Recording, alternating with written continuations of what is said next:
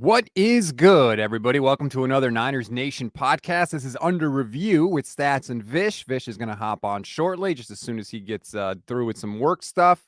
If you're new to the show, you haven't joined us before, this is where we basically take a deeper look at what happened on Sunday with the 49ers. Luckily, it's a happy recap today because the Niners got the win 22-16 over the Chargers on Sunday Night Football. We'll take your questions, your comments, and we'll play some post-game cuts that Vish and I are going to react to because, as always, some weird stuff gets said in the post-game. Also, there's a strange thing happening with Terry McAulay and the touchback rule. So we're going to get to all of that.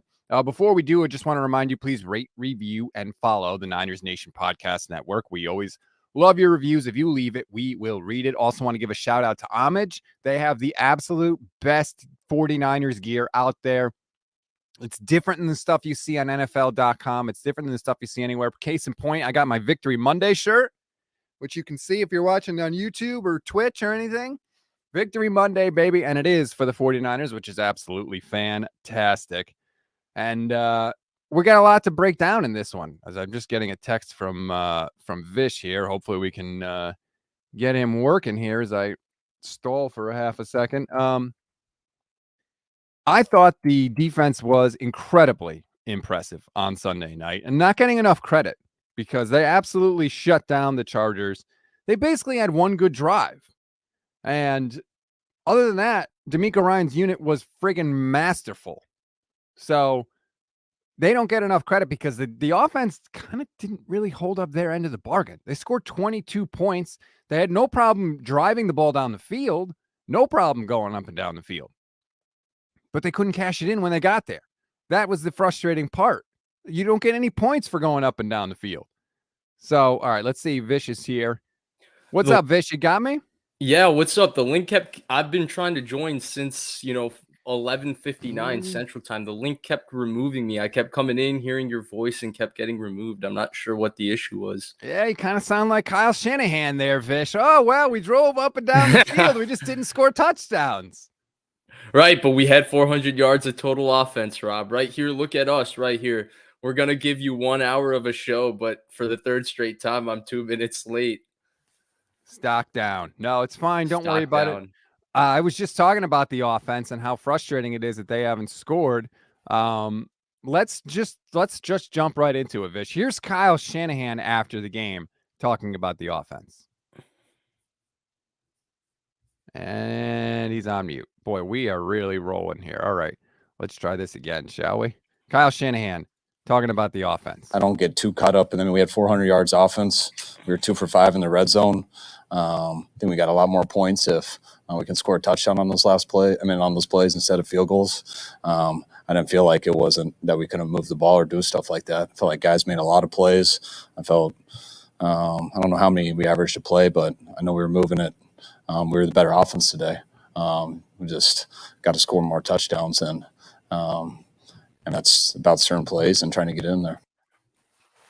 Okay, you were the better offense today. Well, you were playing against the Chargers defense, who had nobody. The Chargers are playing against the 49ers defense. That quote bothered me, Vish. That's like saying, I can't even think of an appropriate analogy because I'm so angry. You got to score touchdowns. Yards are not worth any points. Yeah. I think that quote, I think there is validity to the quote, right? Like, if Ayuk does catch that football, they score, 25, I want to say? But don't do that. This Niner fans are the king of that. Well, if this happened, if that happened, if everything went perfectly all the time, they'd be great. Well, I don't want to do that exactly, but I do think that needs to be mentioned because that particular thing is not on Shanahan, right? You get a good call. Brandon Ayuk is one-on-one. He runs a good route. Garoppolo put it on him. Maybe it was 2 inches behind him, but you can't ask for a better throw. I see people on Twitter calling Brandon Ayuk a top 10 receiver in the league and stuff like that. I see Niners fans saying those kinds of things. Well, if he's that, he's got to make that play. There's no excuses. But I think the bigger question with the red zone is that the lack of aggression is to me the issue. It's when they go to the red zone, they're going to try to get 2 runs in at least. It feels like 2 yards in or less. There's no play action. They're going to bang it in And if McCaffrey battles his way into the end zone, they're going to score. If he doesn't, they're not going to score. That's what it feels like the red zone offense is to me. And then when they get into maybe the higher low red zone, which is like 5 to 10 yards, they put Garoppolo in the shotgun and they just go drop back pass. I don't know. I don't know when's the last time we've seen a little bit of red zone trickery from Shanahan, where one guy goes in motion, we toss it here. Maybe it was the call against Carolina when they threw a screen pass for a touchdown to Tevin Coleman. But I think the lack of aggression, and then it's a little predictable to me in the red zone right now. I'm going off the top of my head, but I can't remember the last time. Oh, well, I guess against the Rams, they had a play action call on third and goal where they were going to throw it to the flat to McCaffrey, got covered up. Garoppolo did a good job getting to his second read and making a good throw to Kittle. So you have instances like that. But to be inside the 5-yard line twice and kick 2 field goals, that's not going to get the job done against other teams. And that's exactly what Andre said watching on YouTube. No excuse to not be able to score touchdowns in the red zone. Kicking 3 field goals all the time will not work against great teams. The 3 field goals they kicked combined for 66 total yards. That's how long all of them were put together. You have to be able to punch it in. And when you kick these field goals, you keep the other team in the game, Vish. That's what's frustrating me. Other inferior teams are being kept in the game because Kyle won't grow a pair and go for the friggin' touchdown. What is so terrifying about the other team starting at the 2-yard line? Why is he so petrified of that scenario? And he always talks about how I think I've heard him make this exact statement. I'm sure you have the audio for it because I'm sure that I know you. I don't know how many people on YouTube know you. When I heard Shanahan make that statement post game, I knew like, oh, Rob is just seething. Like something broke in Rob's house. He threw something when he made the statement of, I was thinking about it, but we lost yards on 3rd and short, and so we didn't go for it. How many times have we heard him say that? How many times have we heard him say, I was thinking about it, but 3rd down didn't go the way we thought, so then we're going to go for it on 4th down? When he says I'm thinking about it, to me, that 3rd down call should be part of thinking about it. That 3rd down call, if you're thinking about going for it on 4th down and you really believe you want to go for it, if you run it on 3rd down and you get no gain, 4th and 2, 3rd and 1, to me, it's not that big of a difference. To me, Shanahan, the big reason I think he says stuff like that is, Rob, you know what I think it is? Unless game situation forces them to go on 4th down, I don't think he wants to go for it unless they can run a quarterback sneak. Unless they can quarterback sneak, I don't think he wants to go for it on 4th down. And that's why if it's 3rd and 1 and it's a full 1 yard, it's not the half yard, it's not the index card with Gene Steratore. If it's the full yard, they get stuffed, right? Like in the red zone, Christian McCaffrey got stuffed on 3rd and goal. It was 3rd and goal from the 2. And Shanahan said, well, I thought I was considering it, but we lost yardage. No, you didn't lose yardage. Christian McCaffrey just got stuffed. Well, also, so what? Yeah, but Like, but I don't think he's going for it because to me that consideration is, if McCaffrey gets 1 yard on this run, then we're 4th and goal at the 1, and now I can quarterback sneak. To me, going for it on 4th down with Shanahan seems to be synonymous. Can I quarterback sneak? And if I can't quarterback sneak, I don't think he's interested in going for it in these short yard situations. It's terrible. Field goals are failures. I keep telling people there's like 3 scenarios ever where a field goal is actually a successful play. You got to go for it, especially against good teams. We saw it against the Chiefs. They had a chance to stay in that game early. They didn't do it. Now, granted, they didn't stop the Chiefs all day. But the point is, if you're going to have a chance to stay with these teams, you're going to have to do it because their offense doesn't score enough, Vish. It just doesn't. They score 20 points a game, right? And that's with all these weapons. And if I got to hear one more person say, don't worry, it's coming. You could see it. The offense is coming. We're halfway through the season already. None of these guys are new except for Christian McCaffrey. What are we waiting for? I'm tired of hearing that the offense is coming. No, it's not. This is what it is. You are what you are. And the 49ers offense is not good enough to be this conservative. And I'm someone who's been saying that, right, Rob? It's funny that you say that straight to me because I feel like I've been telling you on this show, well, they need continuity, all of that. To me, yesterday was a little bit, I moved off of that opinion, and let me tell you why. Coming off a bye week with this many guys returning from injury, and all of them, Elijah Mitchell, Christian McCaffrey, Deebo Samuel, all had a full week of practice. Trent Williams, every one of these guys practiced together. And this is the offensive performance you can muster up, right? They were good on the script, right? They had 2 long drives on both scripts, one to start the first half, one to start the second half. But the fact that there were still execution and errors in those drives that led to them not scoring, yes, Rob, I think it's a little bit more disconcerting than people want to talk about, because this was the same issues at the start of 2021.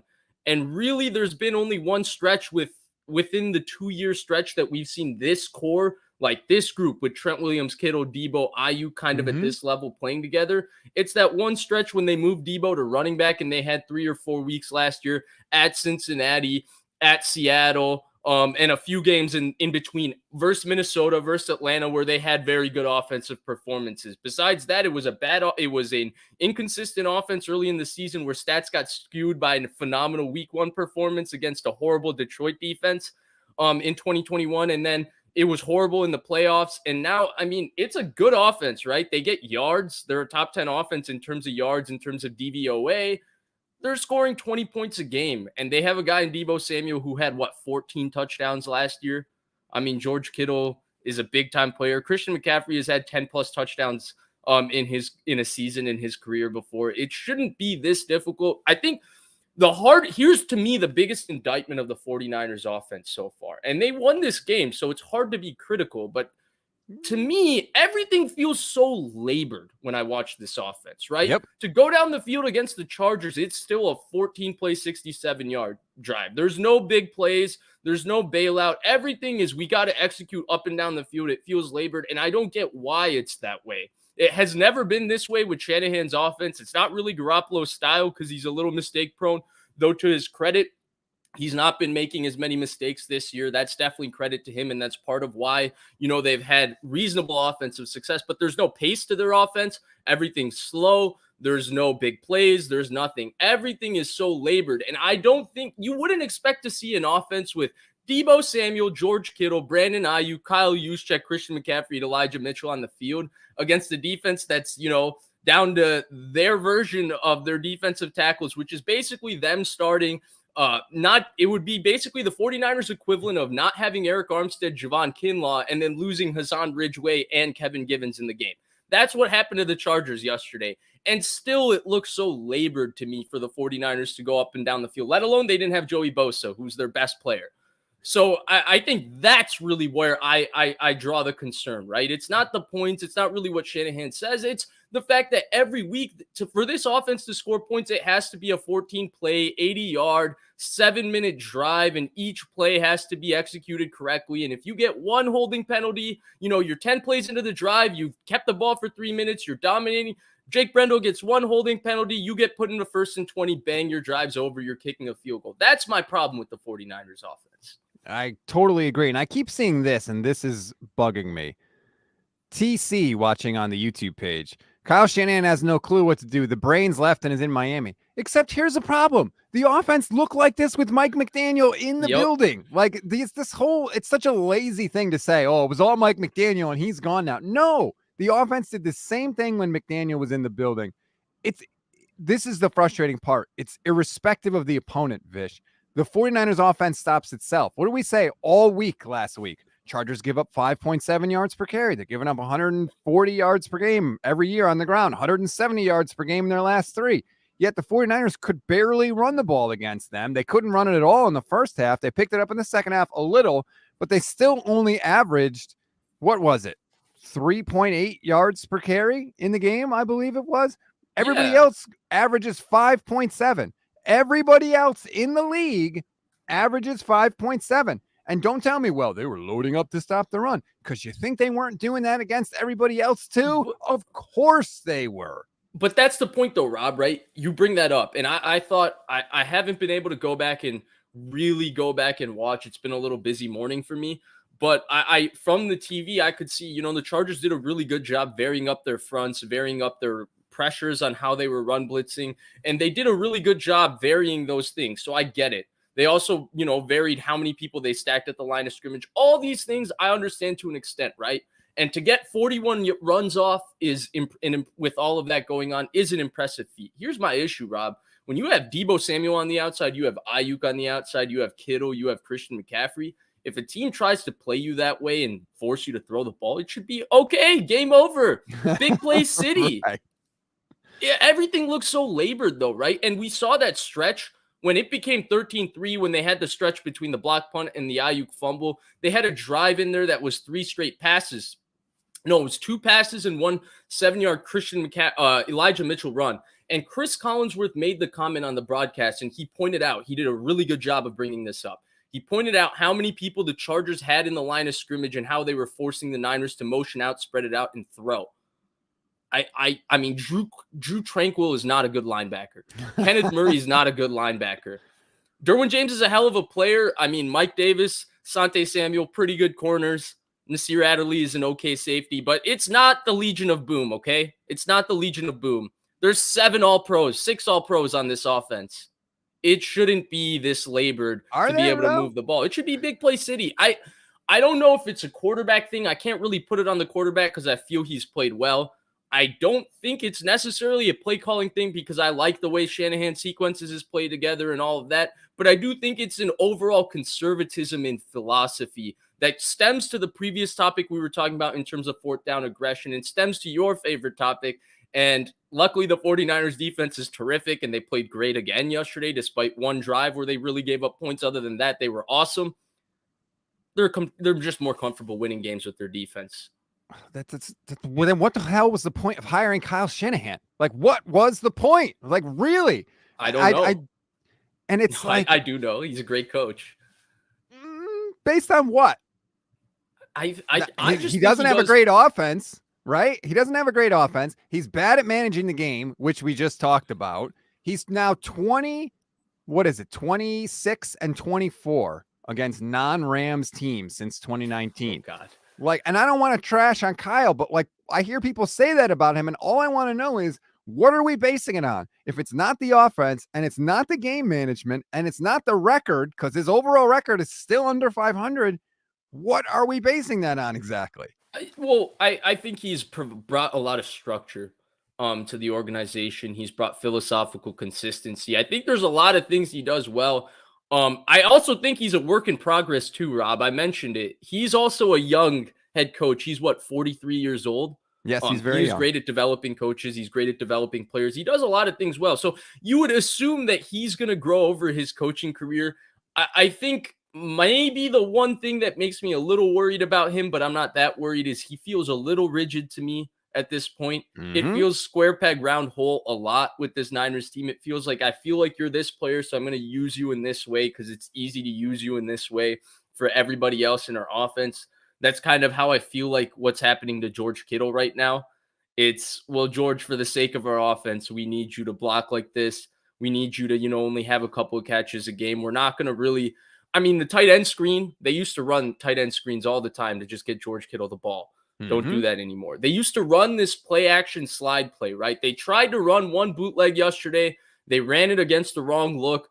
Khalil Mack absolutely busted it. They didn't go back to it. But they used to run that play action slide play, right? Where Garoppolo rolls out and you just slide Kittle right through the backside of the formation. The run action's the other way. He scored a touchdown versus New Orleans on this exact play. And Garoppolo dumps it off to Kittle in the flat, and Kittle picks his head up, and that's a free 10 yards after the catch. Seattle's been abusing that play this year. If you go watch, they use that play a lot against the Chargers. I haven't seen those type of things where, hey, we're just going to run a play that's going to get George Kittle the ball in a little while. And I expected to see it. I thought early in the season, Kittle's issues were just, hey, he was hurt. They were integrating a lot of things. They had to switch quarterbacks to change their offense. But now we're 9 weeks in, and it's kind of been the same story week after week with Kittle, besides the script against Carolina. It was only the script against Carolina that he was involved. He was not involved after the first quarter of that game, really. I'm just getting tired of hearing the list of all the guys that are on this offense. The Bears have scored 30 points in 3 out of their last 4 weeks. And the 1 week they didn't, they scored 29. The Bears, who have Justin Fields and a pile of nothing. So don't give me the list of names. But what do the Bears have?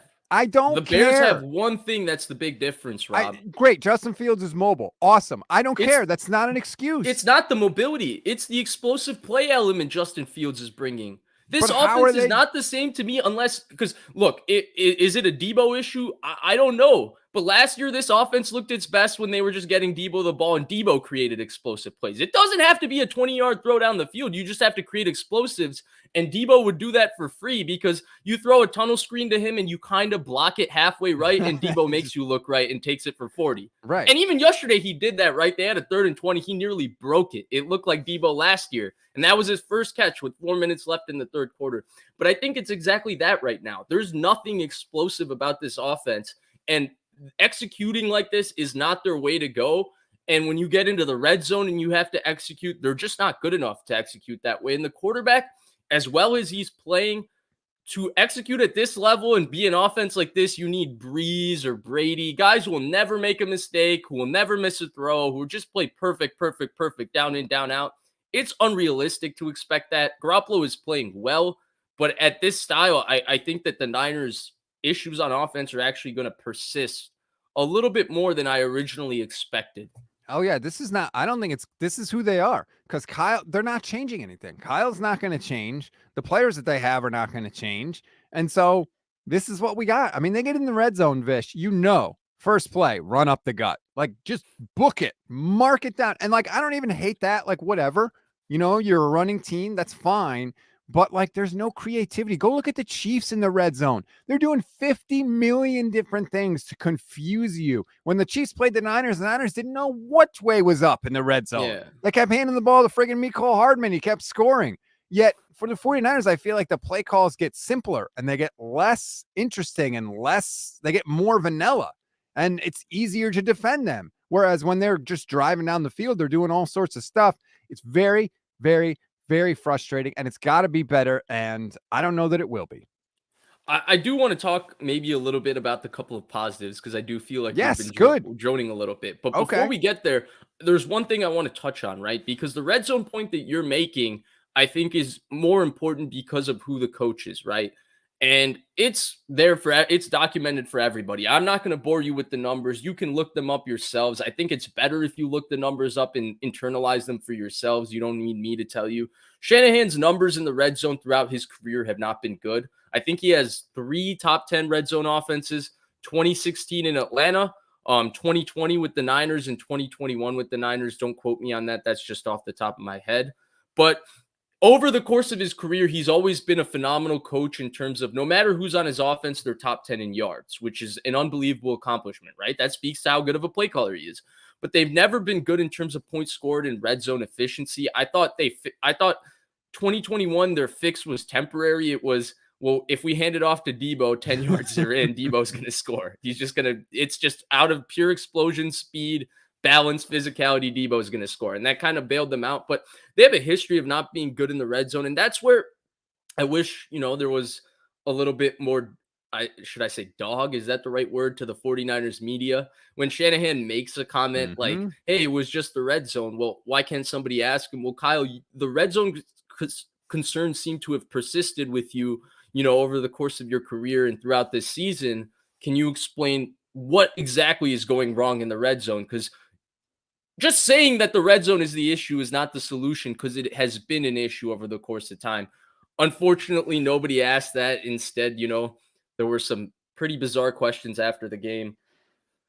I don't want to be the guy that's, just ripping on the 49ers media, but it's very frustrating for me. And right now I'm a podcast host, Rob, but I'm a fan at heart, and I like to consume this content. And it's very frustrating for me as a fan that I don't get the information that I would like to hear. Good or bad, I just would like the proper questions to be asked so that Shanahan can give the right answers. You don't have to be the guy that rips the 49ers media, because I'm that guy. Because I do it constantly, because they're pillowy soft, and it's really, really pathetic. We get a lot of questions like, how good was this person that had a good game? Like, that doesn't tell me anything. I know he was good. I can see the game. These aren't secret. But I agree. It can be frustrating. Let's get to some positives then, because I do feel like we kind of did start negative. I tried to start with the defense a little bit. 52 yards allowed in the second half. Unbelievable performance. The Chargers crossed the 50-yard line one time in the second half. And wait, Rob, before we go to the defense, I don't mean to interrupt you, but I want to hear you say a couple of positive things about the Niners offense, because I do think there's a couple of things that need to be mentioned, but I want to hear you mention them. They didn't have a ton of penalties. That's some, but for the most part, it was under control. I thought Elijah Mitchell looked fantastic There we yesterday. go. I thought he looked better than Christian McCaffrey. I thought he looked explosive. I thought he ran harder and broke tackles. And I think Kyle Shanahan kind of agreed, because as the game went on, you saw less and less of Christian McCaffrey, who I actually thought at one point looked a little kind of gimpy, like a little like something was bothering him. And Elijah Mitchell looked fresh, which he should be. He hasn't played since week 1. He just runs so hard, doesn't he? Mm-hmm. Every run, it feels like I know that every NFL player probably gives it their all on every play. I don't like doing the effort conversation because it's really hard to tell, whether somebody's giving effort based simply on their body language. I don't think it's a fair way to evaluate that. But I do think it's obvious when somebody is giving extra effort. And man, Elijah Mitchell competes his butt off on every single run. He just battles. And I agree. That was the big positive. And then I thought, in some ways, I think this is a real positive, but I don't think it's all the way as positive as people want to say. I think Ayuk had another very strong game. It was an interesting game. I don't really put the fumble on him. I thought it was unlucky. He turned into Derwin James's helmet. It's not, you obviously don't want him to turn the football over, but it's an unlucky play. The drop was definitely on him. Like I mentioned, maybe the ball was half an inch behind him. But Right. again, this is a guy that people are saying, he's a number one receiver. He's this, he's that, he's this, he's that. At some point, we have to see the production of that. That's more than, 5 catches, 70 yards, 6 catches, 80 yards. And it feels like those couple little plays that he can make in every game to take that next step, he doesn't make them. And he made a lot of really good plays in this game, right? He had 2 big third down conversions. One against the 0 blitz that Garoppolo was hot and he put it slightly behind him. Great adjustment and then great body control to then gain yards after the catch as well. And then one was just pure trust in Ayuk from Garoppolo. I think it was 3rd and 9. It was outside the numbers, tight man coverage. He's running like a stop route. And he threw the ball with great anticipation, timing, put it on him early. And Ayuk was physical at the top of the route, created space with his body, caught the football, and got both feet inbounds. So he made 2 excellent plays there. But again, the touchdown drop, to me, it just feels like he doesn't make the plays that, talk about him taking the next step. And, he's playing very good football, the best football of his career. But I've had concerns on whether he is a true number 1 wide receiver. I've talked about that. I don't want to rehash that. I mean, I feel like those conversations are done, and he has played phenomenal football. So I don't really want to have a conversation in that light. I know you want to have the conversation on whether you would re-sign him, and you already have an opinion on that. So I can't wait to hear that. But at this point, I just feel like he leaves a little to be desired. I feel like he's the epitome of the Niners offense, or of the Niners. We all see the talent.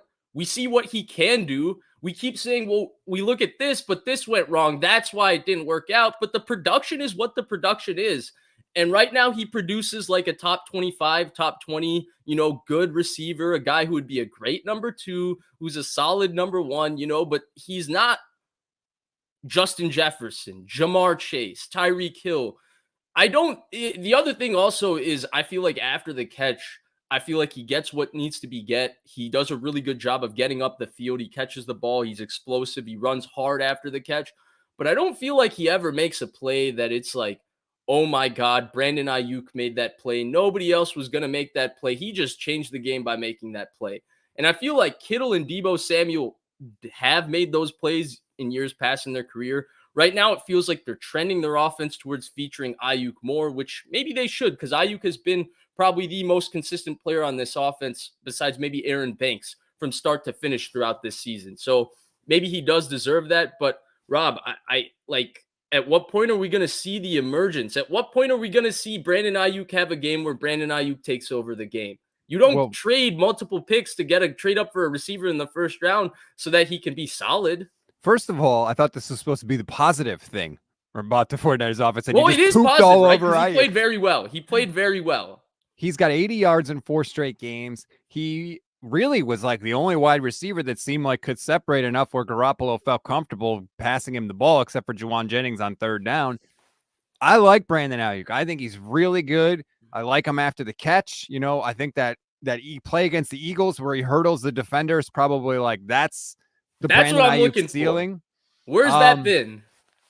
Well, if he didn't have to jump off the ground and leap 6 feet over his head to catch every pass that's thrown to him. Maybe he'd be able to gain more after the catch. I think he's really good, like a very good. If he's your number 2, you have a very good receiving core and a very good offense. If he's your number Agreed. 1, yeah, I would worry a little bit. I don't know that he's a number 1 wide receiver, but he's very, very good. As to would I pay him? Absolutely not, especially not with Debo's contract and Kittle's contract already on the books and McCaffrey and Trent Williams. I would not. Not to say that he's not very good, but we've seen receivers come out of the draft left, right, and center. You can find receivers. They're almost like running backs nowadays. So no, I would not pay Brandon Ayuk unless he wants to take like a really crazy below market value deal. There'll be another team out there that's going to pay him, but he's been very, very good. I hope he keeps it up. I would just like to see, it feels like only one guy can have a good game in this offense. It was Ayuk last night, right? Like then another game, it'll be Debo or maybe Kittle, but like, why can't everybody just eat a little? I'm not saying everybody's got to put up 100 yards, but it just seems weird to me that when the Niners play, it's more like, okay, this is Ayuk's game. This is Kittle's game. This is Debo's game, whatever it is, but it's never like everybody, like it seems to be with the Dolphins. Yeah, no, it's not. It's really not. Like yesterday, I mean, to me, here's what's telling, right? Because I don't really like getting in, especially on the broadcast, into, well, they featured this guy, they featured this guy. But I always think game script on who they go to in game script, because that's usually very practiced. They've rehearsed it. They know where they're going for on the ball. They often know what looks they're running those plays into as well. It's all game plan. They're all ready to go on it. You kind of have an idea on who they wanted to get the ball to. And the 2 game scripts, start of the first half, start of the second half, right? Debo Samuel had 1 carry, I think, on both those drives. George Kittle didn't have a catch on either of those drives or a touch. And it was all Christian McCaffrey, run. And it was all quick game to Brandon Ayuk. And that's where I have that question. I have a different question, right? Because I said maybe when is Ayuk going to take the next step? Well, if he doesn't take the next step, he's still a really damn good player, right? Yes, he is. He's still producing and he's playing his ass off so far this season. So it's tough to really say, but I think we all just expect so much because we see what a special athletic talent he is and what he can be. But the other question is of usage with this Niners offense. Can someone explain to me why there was nothing to get Debo Samuel the ball yesterday? They ran him a couple of times. Shanahan said now he wants him to be kind of our special option in the run game. I think that was the exact wording he used after the game. So they're looking for this 1-2 punch of, 15 carries of Mitchell, 15 carries of McCaffrey, I think. Okay, that's fine.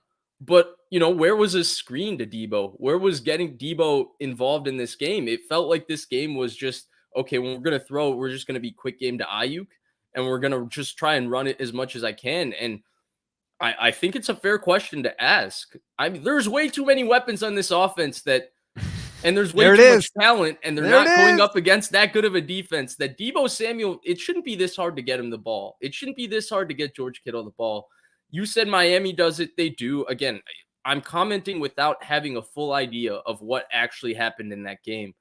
But man, I just don't get it at this point. Like you said, it feels like, okay, if Debo's going to go off, nobody else will go off in this game. But Debo will have a damn good game. Ayuk's going to go off, nobody else is going to go off. But Ayuk is going to have a damn good game, I love that name, by the way. Joshua Torres, thanks for the super chat watching on YouTube. Show name idea. By no means was it perfect. Oh, that's the story. That's of the a good one. Season. That is a good one. Look, I don't want to let perfect be the enemy of good, right? You don't have to be perfect, but you do have to be good. And right now, this offense is not good, and we feel like it should be better. But I said it a few weeks ago, and I still feel like it's true. Something has to not be true. Either Kyle Shanahan is not as good of an offensive coach as we think, or the 49ers players that they have are not as good as we think. Because if both of those things are true, then this offense would have to score more than 20 points a game, and they're not right now. So one of those things is not true. I don't know what it is. I honestly don't. If you had to pick one, Vish, what would you say? I think it's probably a mixture of both, to be honest. I do think we probably overrate maybe some of these players. I think that at this point it's a fair statement to make because the production is not lining up with what we think they are. That's just what it is. It's simply what it is. The individual and team production from those players is not lining up to what we think they are. And then in Shanahan's case, right, I mean, last time he had weapons like this, he was talking about his offenses in Atlanta. Well, in 2016, that offense in Atlanta with Julio Jones, Mo Sanu, Coleman, Freeman, Taylor Gabriel is one of the Austin Hooper. It's one of the greatest offenses in NFL history.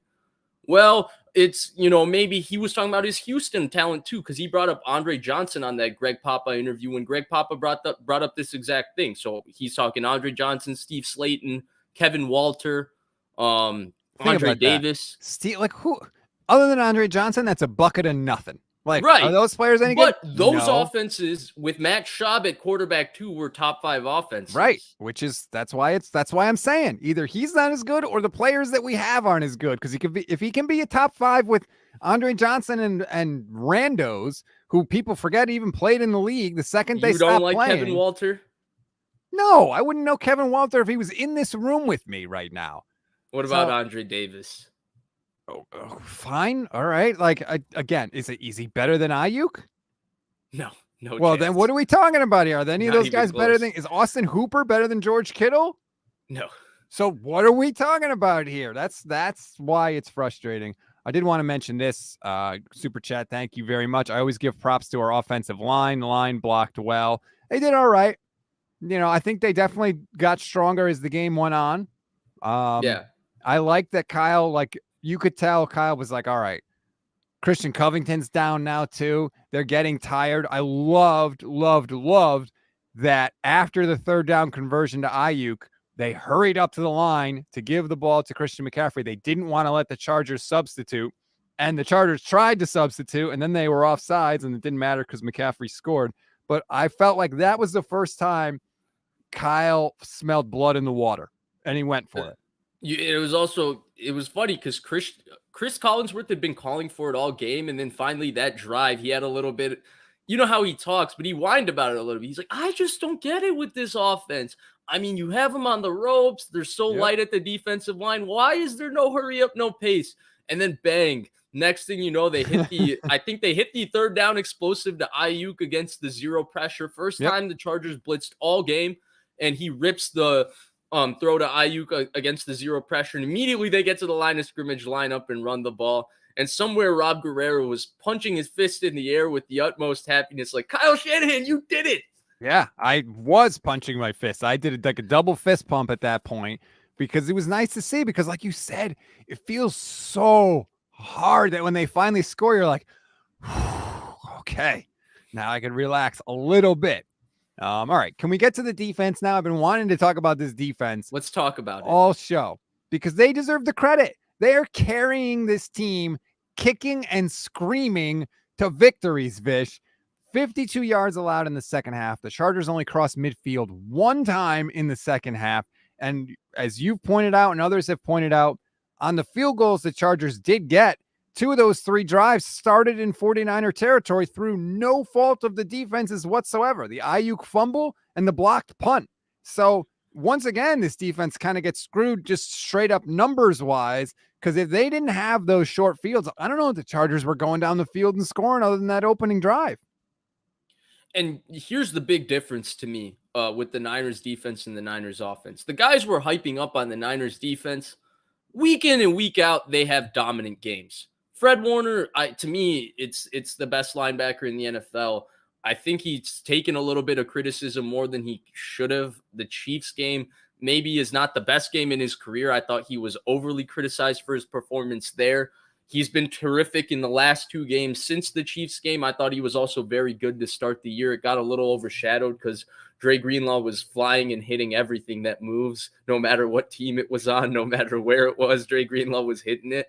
So I think that made Fred Warner maybe look worse than he is. But yeah, he's one of the best players. And then Nick Bosa, game in and game out. I mean, he had 4 quarterback hits, 3 tackles for a loss, and a sack in that game. And the sack was such a big play because it was after the Ayuk fumble. The Chargers had 2nd and goal in the red zone, I think in the 12-yard line, and basically 3rd and goal at the 10-yard line is a very tough place to score. And so the sack really changed that drive and forced a field goal, which kept the Niners in the game, because if the Chargers had gone up 17-3, I think it would have become quite concerning, because the Niners wouldn't have gotten 41 runs off, and God only knows what would have happened to watch the Niners, nickel and dime the ball up the field for 15 plays of short passes to Deebo Samuel, George Kittle, and Brandon Ayuk.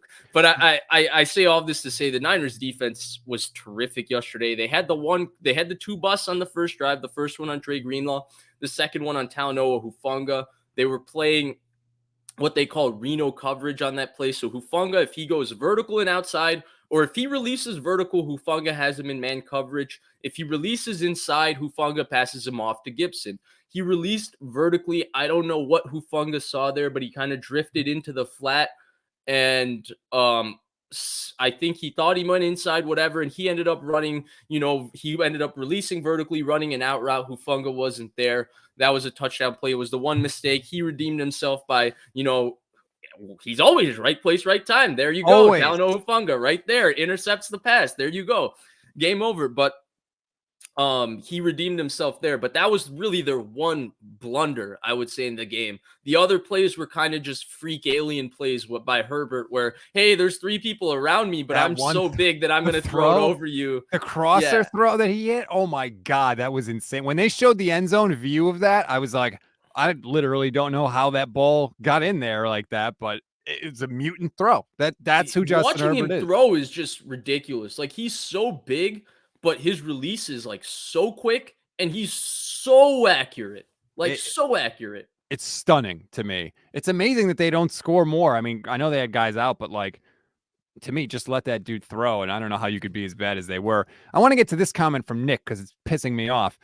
No, Rob, no excuses. All teams give short fields to their defenses. Be consistent. No excuses for Kyle's offense. Need to call D'Amico Ryans out and his inability to start games well. Nick, they give up a touchdown per game. What they do is, on the opening drive, I feel like, they kind of use it as like a litmus test. Like, all right, this is what you're going to do? Okay, we adjust and we move on. If you only give up one touchdown in a game as a defense, you're doing your job. D'Amico Ryans holding the Chargers to field goals on drives that start in opponent territory. That's him doing his job. One of the drives started, they were in field goal range already. Like, calling out D'Amico Ryans because his defense gives up one touchdown a game on the opening script. Like, no, I'm not doing that. This defense is incredible, and they are the reason the 49ers have all their wins. And I'm going to make a statement about this. I think the calling out the D'Amico Ryans stuff, there has to be something a little bit more to that. I think it makes me uncomfortable when I see how ready people are to call out D'Amico Ryans, despite the fact that he has been terrific for 2 straight years. It feels like one bad play and people are like, D'Amico Ryans should never be a head coach. Fire D'Amico Ryans. He's the worst defensive coordinator ever. And he'll have a string of 8 straight games where the Niners defense is terrific. They're so well coached. He's just killing it with the zone dogs, the sim pressures, all of it. I don't get why. It makes me uncomfortable how fast people are ready to call out D'Amico Ryans. And I have a theory as to why. And I think if I mention my theory, it'll make other people uncomfortable. But you should know why it makes me uncomfortable. And it should make all of you uncomfortable that people are so quick to call that man out that he's not doing a good job when he is doing a really good job. And the one really thing that affects hold on. Oh, I'll say it. It's because D'Amico Ryans is black. Yeah, that's exactly what it is. I think I agree. If D'Amico Ryans was as mediocre at his job as Kyle Shanahan has been at his job, they would be screaming for D'Amico Ryans to be fired. I don't even forget Shanahan. Forget Shanahan. Look at his peers, right? Who are the other coordinators that are being talked about for these head coaching positions, right? Dan Quinn is the other guy that's really in the mix as a defensive coordinator in these conversations. The Cowboys defense is horrible against the run. I never hear bad things about Dan Quinn, talked about. D'Amico Ryans had one game that was on national TV that wasn't right. good against the Chiefs, and people were like, maybe D'Amico Ryans isn't as good as we think. Maybe he's not that good. It's uncomfortable. It should make everybody uncomfortable that the discourse is this fast and this easy around him. Forget Shanahan, because to me, Dan Quinn is the direct comparison. And the fact that people don't talk about him that way, despite the Cowboys defense probably having double the poor performances and he didn't have to start Josh Norman at corner for 6 games in the season. Right. D'Amico Ryans did. And that's the point. Even with the injuries, no matter who's in there on defense, Niners had one starting defensive lineman last night. Doesn't matter. This defense comes to play and they perform. Here are the point totals that the Niners have allowed this year. 19 to the Bears, 7 to the Seahawks, 11 to the Broncos, 9 to the Rams, 15 to the Panthers, 21 to the Falcons. Because remember, the Falcons scored on a scoop and score touchdown. The defense didn't allow that. So even though they scored 28 in the game, the defense allowed 21 in that game. Terrible game against the Chiefs, 44 points. That was not good. 14 points against the Rams, 16 points against the Chargers. Basically, if you're not the Chiefs, you don't score 20 points against this 49ers team. Yet his defense allows 1 touchdown on the opening drive, and people are mad at him.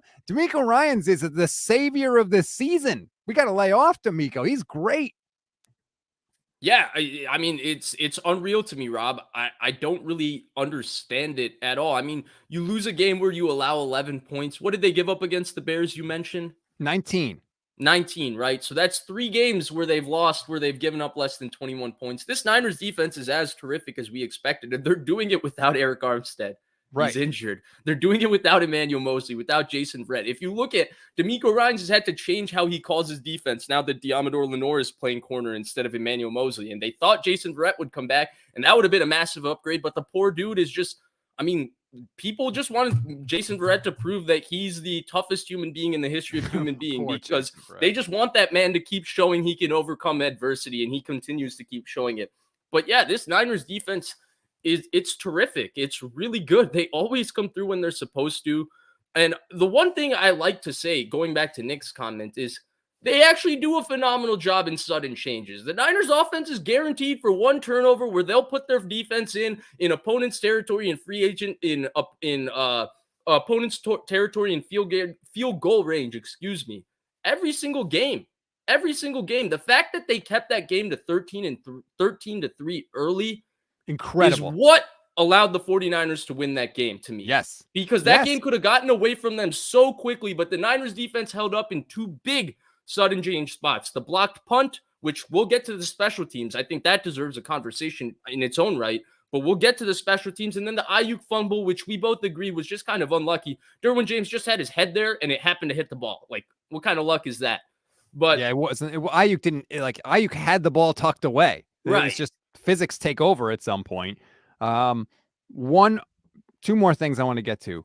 One, let's play a clip from Fred Warner because I loved this clip after the game, talking about what the 49ers did after halftime to adjust. Well, we literally just ran one call. I feel like the entire second half. When we got to third down, we would dial it up with some pressures, but first and second down, we literally just ran the same thing over and over. Just kept it real simple. First half, DeMeco wanted to try to mix in some blitzes, some pressures, but honestly, it was just perfect for us to just match everything up and play ball in the second half. That's fascinating to me. They were like, here's what we're doing, Chargers. You got no receivers. You can't stop it. And then when we need to blitz on third down, we'll do it. But if it's working, stick with it. They do that too, right? Like, to me, the hallmark of this defense, well, yes, the corner's getting healthy in the second half of last year, but last year they just started simplifying it and playing, the same base defenses and all of that. And the team gets so good. Like, they're so good when they play their Seattle 3 zone coverage and all of that, that it's like easy for them to just play out of one call because everybody knows their assignments so well. And that's where you have to respect DeMeco Ryans, right? Because he could easily put his ego out there and be like, well, if I call 5 exotic blitzes, it puts me in a better national stage. But he doesn't do that. He just does what's necessary for the 49ers defense to play well in that particular game. And if in this game, if they had to be simple, well, then we'll be simple and we'll do that, but we'll go get that win. And he's still mixed in pressures, right? Chris Collinsworth, again, I thought he did a phenomenal. I'm not the biggest Collinsworth fan because I always think he's a little biased against the Niners. And he talks about it too because of those Super Bowl losses. But I always think he's one of the best. He's obviously one of the best analysts, and he showed it, right? The NASCAR front with the 4 defensive ends. We've talked about that before. A lot of people who talk about the Niners, Jordan Elliott, I would say I think is the first person who brought it up. Make sure you follow him. I think his ad is still /_cousin. Niners Nation as well, by the way. But he pointed out the NASCAR package, right? And then Collinsworth pointed out how they overload one side to get the 3 1-on-1s, and then they have the open defensive end on the other side. Well, then they started bringing the linebacker, right? The last 2 third downs in the second half, they brought Fred Warner both times and they rushed 5. So they switched it up a little bit and brought pressure, which was creative. Niners defense is awesome. By the way, I just want to point this out. Jimmy Ward and Jaquiski Tartt in their entire careers combined have 8 interceptions. Years, all of their careers, they have 8. Talanoa Hufanga has 4 this year. Yes. It is amazing what he has been able to do just in terms of being in the right place at the right time. Now, Rob, it is a little bit of a double-edged sword because I'll reverse that stat on you. All Since right. 2018, I don't know about Jimmy Ward, but Jaquiski Tartt has given up 4 touchdowns. By the way, this stat was posted on Twitter by Coach Johnston. Shout out to him. Jaquiski Tartt, since 2018, has given up 4 touchdowns in his career. This season, or since, I think, between this season and last season, in 2 years, Talanoa Hufanga has already given up 4 touchdowns. Yeah, and I talked about that last night. We always say about Jimmy Garoppolo, right? He gives you negative plays, but you don't get any positive plays. Talanoa Hufanga gives up plays. He does. But you know what? He also makes these big plays. It's like Matthew Stafford last year leading the league in interceptions. Guess what? He threw 40 touchdowns and the Rams won the Super Bowl. If you can do the opposite, you can balance out some of the other negatives that you do. So Talanoa, you have to get those interceptions to make up for it, but he has right now. Yeah, and I think the conversation with him was kind of interesting because the start of the season was just so exponentially good. We went from like, well, he's a developing young player. He's going to get better at his position to, oh my God, is he already the defensive player of the year? And he came back to earth a little bit. He's had some mistakes in the previous games. But I think the 2 things that are consistent is that he seems to always be diligent about getting better and working at it and improving himself every game. And then 2, he bounces back, like you said, from his mistakes, and he bounces back by rewarding you by making a play that changes the game. Like yesterday, he got that interception. It's actually a hell of a catch, I thought, because the ball is rotating all funny because Omenihu hits Herbert in the hand. Was it Omenihu that hit him in the hand? I think it might have been. I think it was Omenihu. By the way, Omenihu is going to get paid a lot of money this offseason. Really good. The guy is kicking ass. The guy is just straight up kicking ass. But it was a phenomenal catch. So, yeah, heck yeah. And I think that I'll live with some of the broken plays with Hufanga. I think he'll get better a little bit too. He's still an inexperienced player. He's going to get better. He's 22, Rob. Of course he's getting better. It's absurd how good he can be. I feel like when they need a play, man, Bosa steps up, and if that ball is anywhere in the air, like Hufanga just finds it. Who picked up the block punt in the Packers playoff game last year? Talanoa Hufanga just scooped it right up and scored. Some guys are like that. Some guys are just around the football all the time, and he appears to be one of them. And this 49ers defense desperately needed that aspect to it, and now they have it, which is awesome. All right. So should we go from block punt to block punt? Yeah, we're going to get to the special teams right now because we're getting a little long, and I want to make sure we talk about it. I was ready to hammer the special teams. They allowed a block punt. Robbie Gould missed a field goal, or missed a point after touchdown, excuse me. And it seems like, and Tim Kawakami pointed this out on Twitter last night too, almost every kick from Robbie Gould, every field goal or PAT is almost blocked. There's somebody comes around the edge, and every time you're like, oh my God. And usually it goes through, but they've had some block kicks this year. And it was not a good night for the special teams for most of the night last night. Yeah, it wasn't. And Robbie Gould has had 2 kicks blocked this year, which is the most he's had blocked since 2019, which I want to say one of those blocks was a long kick that he was coming back from injury that, he didn't really have a chance of. He didn't have the leg at that point because he was bouncing back from an injury as well. So, yeah, it's disconcerting. Then the punt got blocked. Wishnowsky actually has had a terrific season. He's been the one silver lining in this special teams, and they gave him the extension for it. But it's been kind of a rough season. And where I get annoyed by it, Rob, and it annoys me for this reason, it's the amount of investment that's been provided towards the special teams, right? They paid a lot of money for Oren Burks, Ray McLeod, and George Odom. And I don't see a lot of differences in the special teams. Early on, I thought George Odom and Tarvarius Moore were really making an impact in terms of their coverage as gunners. I'm not seeing that impact anymore. This special teams gives up a couple of big returns every couple of weeks. It's happening every couple of weeks. They have a blunder every couple of weeks. It's not a good special teams unit still. The new coach is not changing anything. The improved personnel is not changing anything. And you know what frustrates me the most about it, Rob? there's never a damn question asked about it. Are we ever going to ask them why Robbie Gould's kicks got blocked? Are we ever going to ask them why Mitch Wishnowski's punt got blocked? No. Are we going to ever ask them why John Lynch came out and said, well, we kept Jimmy Garoppolo because we knew we had one big bite of the apple, that was Charvarius Ward, and then we felt that our team was good enough everywhere else that we just had to improve our special teams. Guess what?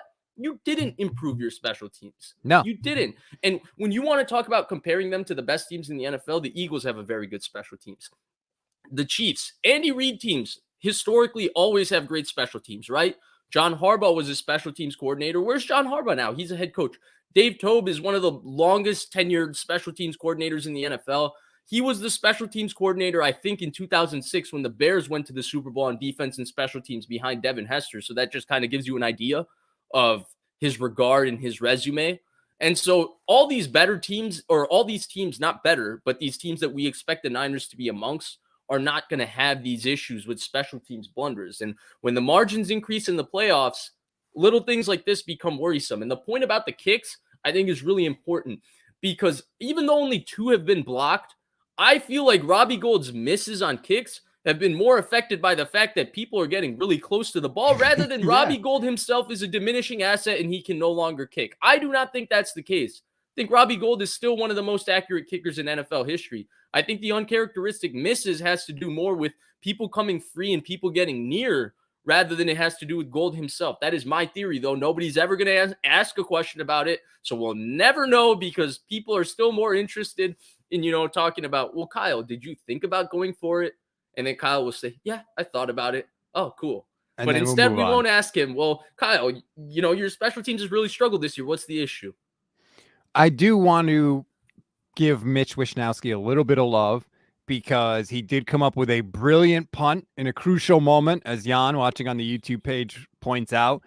It resulted in one of the weirdest single discussions I've ever had as long as I've been watching football, because on NBC, they were obsessed with this idea that it should have actually been a touchback, because I think it was Samuel Womack caught the ball at the 1 yard line, paused for like a second or two, and then got pushed back into the end zone by his teammates after the whistle was blown. And I repeat, it was after the whistle was blown. And I'm like, all right, that seems a little weird. Terry McAulay said it should have been a touchback. He's been tweeting about it to the point where 3 hours ago, Vish, he actually tweeted this. And I'm stunned because I've never heard this before ever. This comes from Terry McAulay specifically, who's the Sunday Night Football rules analyst. He said, quote, "I'm going to pin this tweet because I think the whistle may be one of the most misunderstood aspects of football officiating by fans. There is only one situation where it has any relevance to ending the play.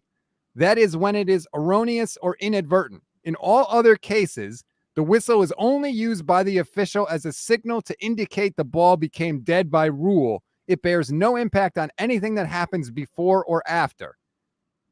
Whistles don't matter anymore? Like, what? Wait, so if somebody just nails somebody right after the whistle, is it a late hit? Because apparently the whistle not. doesn't indicate the play ends unless it's erroneous. It's the weirdest discussion. And Rich Madrid, I've been arguing with him about it. He thinks it should have been a touchback.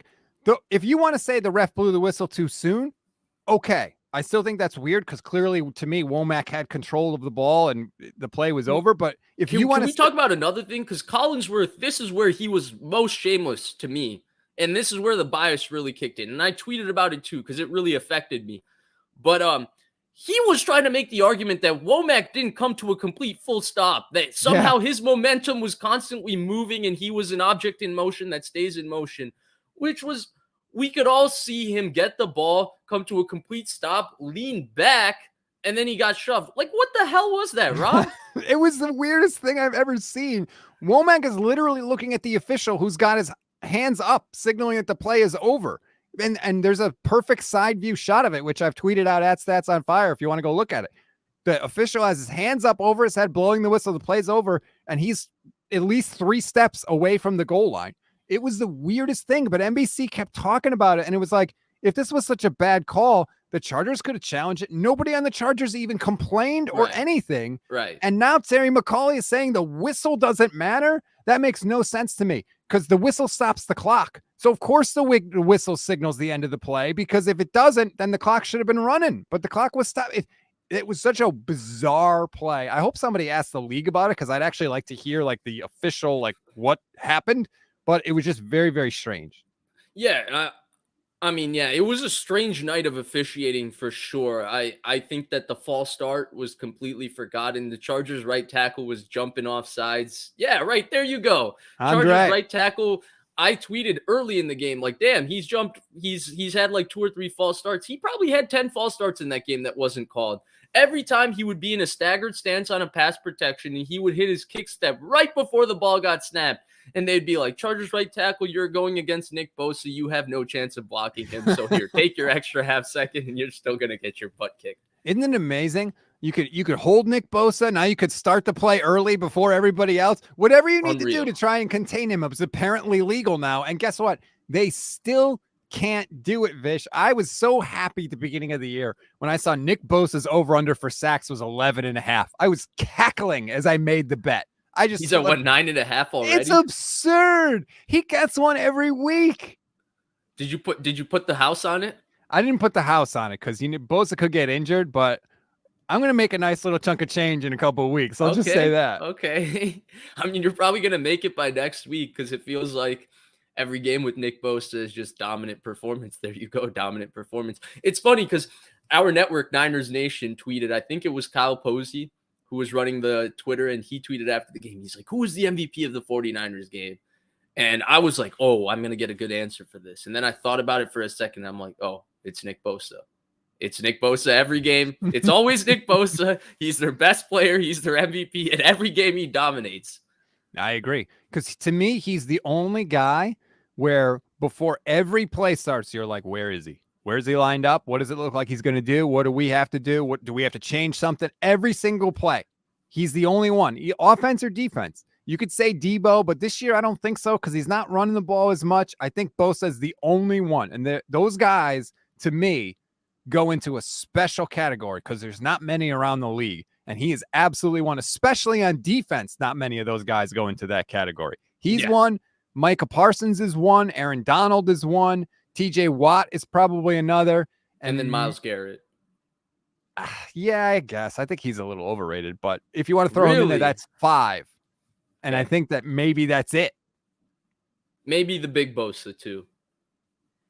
Yeah, when he's out there. That's fair. Yeah. Okay. 5 but yeah, people. It's those guys. It's a 6 short people list. Total. It's a short list of all guys who are going to have gold jackets on if their careers go as long as we all think it can. Yeah, I agree. But the Niners got to win. I don't know why people think I was so negative. I wanted to start the show positive. I wanted to start with the defense. You made me go negative, Vish. It was you. Rob, actually, I can't remember you really saying a negative thing, to be honest. I was the one who would start every conversation today positive, and then I would drift myself to some other negative thing because this game was just actually, because that really sums up this game to me. It was confusing on so many ways. Because if like Rob, for example, if we take this team position by position and do a breakdown, like we take the quarterback, he played well. We take the running backs as a group because of how Mitchell played, they played well. Fullback played well. Offensive line played well, besides McGlinchey, but I thought he had no chance against Khalil Mack before this game too. Like, if you wanted to tell me Mike McGlinchey can't block Khalil Mack one-on-one, like, what do you want, a cookie? What do you want? You like, anybody can tell you that. So what do you want me to sit here and tell you? I'm surprised that Mike McGlinchey got his ass kicked a couple of times by Khalil Mack. No. Why would I be surprised by that? Negative. Oh, negative sorry. Again.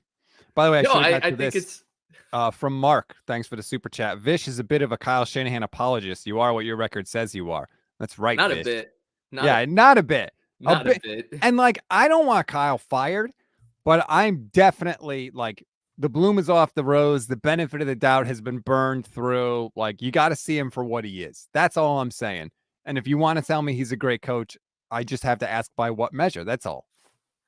Yeah, no, it's funny that he says bit. Bit is actually a little bit kind here because I'll admit it. I'm self-aware about it. I love Kyle Shanahan. I would say give him the benefit of the doubt compared to other people that, talk about him. I like him a lot. I'm biased. Now, I try to keep it as real as possible and be honest about his mistakes, but I definitely harp on his positives more because I like him. Yeah, that's natural. Last thing as we wrap this up. Next week, Monday Night Football in Mexico City. I believe the Niners are practicing in Denver this week. Is Yup. that's to get accurate? prepared for the altitude. Because it's even higher than Denver, really. I believe I'm pretty sure Mexico City is even higher than Denver when it comes to the altitude. Yes, it's supposed to be, yeah. And that's a real thing. That is absolutely a real thing. Then the Cardinals always give the 49ers trouble. And usually it's because they can't run the ball against them and Jimmy has to pass to win, and that's not his strength. Do you think that the 49ers will have trouble this year against the Cards? Because they haven't played them yet. Sort of a weird scheduling thing. How do you think that game's going to go? It depends, actually. I can't believe I'm going to say this, but it actually depends on who's playing quarterback for the Cardinals. Right, because the if it's Cardinals Colt have a little McCoy, bit of their own version of the Russell Wilson, Geno Smith situation at quarterback. And now it's early, and Colt McCoy is nowhere near as talented as Geno Smith, and Kyler Murray is nowhere near as bad as Russell Wilson at this point. But I also think that defenses have really caught up and they know how to play Kyler Murray. Now, everybody knows what you need to do to stop Kyler Murray within that offense. Sometimes he still makes a few freakish plays, but that's because he's an exceptionally gifted athlete. There's a reason he was a top 10 pick in the MLB and the first overall pick in the NFL. Never lost a game in high school. All of it, the whole 9 yards, Heisman Trophy. He's very special as an athlete. But Colt McCoy just plays kind of the right way. He just takes what's given to him. He plays consistent. And I feel like that can give a team like the Niners maybe a little bit more trouble than may say Kyler Murray making one or two freakish plays, but they also have a full idea of how to start him. So I do think that it does make a difference. Obviously, Colt McCoy was their house of horrors last year at home. I will take blame for that. I went to that game. I found out this year, week 1, after going to the Bears game, that I'm the jinx. I apologize to everybody for that, but I'm not going to Niners games anymore. Don't worry. But yeah, I do think that the matchup does change drastically depending on who the quarterback is. And in general, since DeAndre Hopkins has come back, Arizona's just flat out a better football team than they were early in this season. They're still a mess. They're just flat out a better football team. Get up on the Cardinals early, and I feel like they will go right in the tank. Nobody, I feel like, has more quit in them as a starting quarterback than Kyler Murray, who famously Rodgers? did not. Well, at least Rodgers goes back out. Kyler didn't want to go on the field at the end of the game against the Rams last year in the playoffs. He refused to go on the field, and guys were telling him, please, Kyler, go out there, send the message, and he wouldn't do it. He's a quirky dude. Yeah, he is. One more thing before we go, because I want to give David a little love here. Thank you for the super chat. Does anyone know the 49ers win percentage when both Bosa and Debo start versus when Jimmy G starts? I remember it was some crazy high number for Bosa and Debo, even though Jimmy G is playing very well this season. Off the top of my head, yeah, I'm sure it's ridiculous. Yeah, I don't know, but look, here's the luck with Jimmy Garoppolo. They actually had a stat last night after the game. I don't know if you saw it, Vish. Jimmy Garoppolo had no touchdown passes. In his career now with that win, he's 10-2 when he doesn't throw a touchdown pass. That's the best record of anybody since 1950. Yeah. First of all, how could there be 12 instances in his career when he hasn't thrown a touchdown pass in 2022? But second of all, damn, man. Like, that's why quarterback wins is a dumb stat. You know what the funniest part of that is? Off the top of my head, 2 of the better performances I can remember of him having as a 49er are with 0 touchdowns. The week 18 against Seattle in 2019, week 17, I don't think he threw for a touchdown. I think he was 19 for 22, 281 yards, no touchdowns, no interceptions. And then yesterday, incompletions in the second half. In that right. game, and then yesterday, where I thought he played terrific, top to bottom yesterday, took care of the football really well, was really efficient, moved well in the pocket, was great on third down, threw the ball very accurately. I thought all those things were true, and he didn't throw a touchdown. And it's funny because there's also games I remember that he threw 4 touchdowns. The Arizona Cardinals game, the second game of 2019, that I thought he didn't play well at all, to be honest. I didn't think he played well at all. But in regards to the Bosa Debo record, off the top of my head, I know they were 12-3 with Bosa and Debo in 2019. So I'm sure the win percentage is ridiculous when they start their career that way. If you remember, Debo didn't play the one game in 2019 against Washington in the monsoon. Had a hamstring injury. But otherwise, yeah, I think if you start 12-3 and then 2020 is a complete wash right? Because I guess 12-4 if you include the Arizona game, because Bosa got hurt week 2. Well, I guess Bosa started. So Debo didn't play actually week 1 versus Arizona. He had the broken foot started 2020. So never mind. Yeah. 2020 basically is a complete wash. And then last year they were 10-7, but 10-6 because Debo didn't play the one game against Seattle, I want to say, and they lost at Seattle. So what are we thinking for that record? Quick math. Let's hit them with it, Rob. 12-3 plus 10-6. What are we thinking? 22-9? 23-9. Yeah, that's Yeah. around there. Fab Foul watching on YouTube. I feel like I jinx my team too. Whenever I stop watching, they win. Fab Foul, got to take one for the team. Turn it off. Buddy. We'll let you know what happens. Turn it off. Just tune in. We promise. We'll give you this promise. Stats and I every Monday will give you a comprehensive review of every single thing that happened in the game. But if you want a Victory Monday and you want to come here and listen to us on a Victory Monday, you got to turn the game off, my friend. Dan R watching on YouTube. Vish, you need better lighting and at least the Niners sock in your background. It looks like you got caught up in Russia. Okay, so I talked about this a little bit on my stream yesterday. The lighting, I definitely agree with. The issue is my apartment is weird because it believes in natural light. I don't understand why. I live in the city. Well, I don't live in the city anymore. I live in a suburb, maybe 20, 30 minutes from Chicago. But the point is, we're not dealing with a lot of natural light at the moment. That's why there's a certain thing called daylight savings. Yeah, it gets get a dark ring here light. around 6 You o'clock. think it looks like this in here naturally? No, I have a ring light that sits right there, so you could see this vein in my head bulge when I talk about the 49ers. I got a massive light here in front of me. In terms of the wall, I've never been a decorations guy. I'm more of a functions guy. White wall doesn't bother me. I don't need anything there. It's just the wall just needs to be there. It can be any color it wants, just be their wall.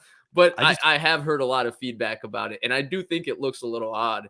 I definitely look like I'm, streaming from somewhere in the middle of somewhere. So I just picture you in with just a TV and one of those fold-out chairs, those like camping chairs, and there's just that with like NFL Game Pass on a laptop somewhere and a long blue Ethernet cord that connects your computer to the internet. Okay, this isn't actually that far off. It just so happens some of the furniture was given to me for free by other family members, so therefore it came. But I have a futon kind of thing going on. The futon was the first thing my dad purchased when he came to this country 30 years ago or 35 years ago. Luckily, he kept it in our basement for that long, and I said, I don't want to buy a couch. I'll just take this futon and insert it into my apartment. And then I got a TV. And then I'll usually just plug in the laptop, Game Pass going on. One computer has a couple games going. The TV will have a couple games going. But hey, it's enough. It's a decent setup. Andre on the YouTube page says, put your McGlinchey jersey on the wall. Come on, Vish. Let's see the big 69 on there on the wall. Yeah, the big 69. But, someone's got to send me that jersey. I heard it's out of stock. Niners fans have been buying it too much. Now, I don't know for what function they've been buying it, but they've been buying it. I have no idea. That's going to do it for this edition of the show. Again, we are so thankful for all your support. Please continue to rate, review, and follow the Niners Nation Podcast Network. Subscribe on YouTube. Make sure you hit that notification button so you know whenever we are live. Like you said, Vish, we are going to be here every single week. And once more time, if you want to get the Victory Monday shirt like I have on here from HOMAGE, go to the HOMAGE website, look up 49ers. It is right there. They have the coolest 49ers stuff. I promise you will not be disappointed. For Vish Kumaran, I'm Rob Stats Guerrera. We'll talk to you next week.